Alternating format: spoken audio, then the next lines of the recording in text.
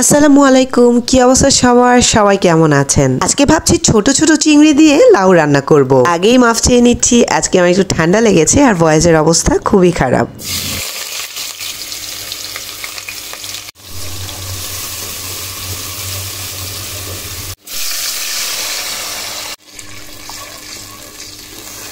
লাউ কিন্তু বলতে হবে খুবই ঠান্ডা একটি তরকারি, খেতে যেমন সুস্বাদু তেমনি স্বাস্থ্যের জন্য উপকারী। তাই তো কথায় আছে, স্বাদের লাউ বানাইলে মোরে বৈরাগী। লাউ রান্না করার সময় বরাবরের মতোই আমরা মশলা কম ব্যবহার করি। এক তো তরকারিটা একটু ঠান্ডা প্রকৃতির, তার উপর রান্না করা হবে ছোট ছোট চিংড়ি মাছ দিয়ে, তাই মশলার পরিমাণ যতটা সম্ভব কম রাখার চেষ্টা করি।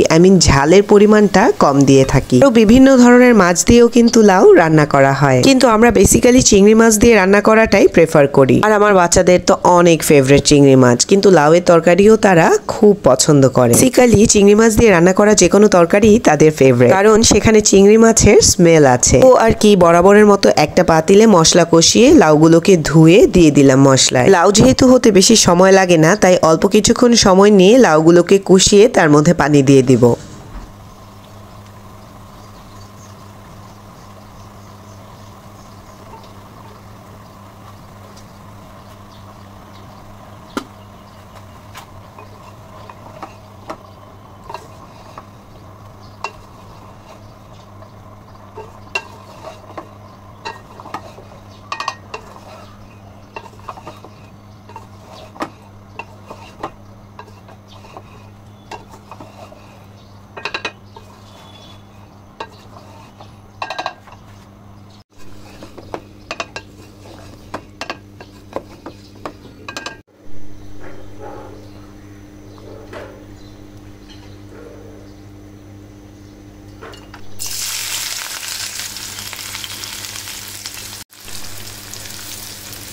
আলাদা কড়াইয়ে তেল গরম করে মশলা করে আমি চিংড়ি মাছগুলোকে কষিয়ে নিয়েছি।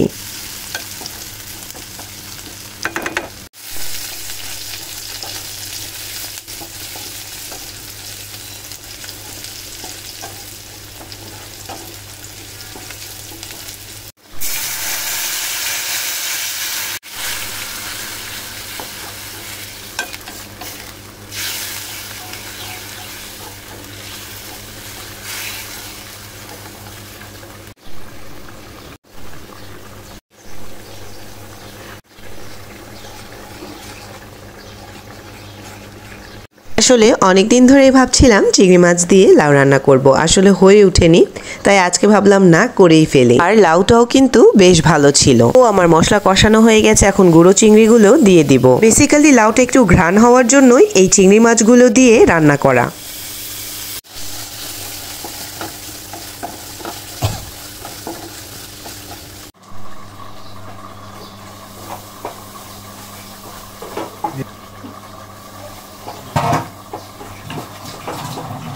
তো চিংড়ি মাছ কষানো হয়ে গেলে আমি লাউয়ের সাথে দিয়ে দিব। এখন লাউ আর চিংড়ি মাছ একসাথে ভালোভাবে কষিয়ে নেব। লাউ আর চিংড়ি মাছ কষানো হয়ে গেলে তেমন একটা পানি দিব না, কারণ লাউ অল্প কিছুক্ষণের মধ্যেই সিদ্ধ হয়ে যাবে।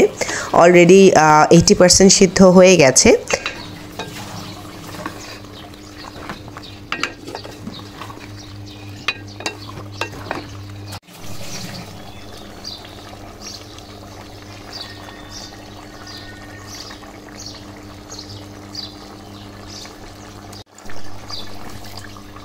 তো এখন ফাইনালি অল্প একটু ঝোল অ্যাড করে চুলার আগুনটা বাড়িয়ে দেব। তরকারিটা বয়েল হওয়া শুরু করলে আগুন আস্তে কমিয়ে দিয়ে তেল ওঠার জন্য অপেক্ষা করব।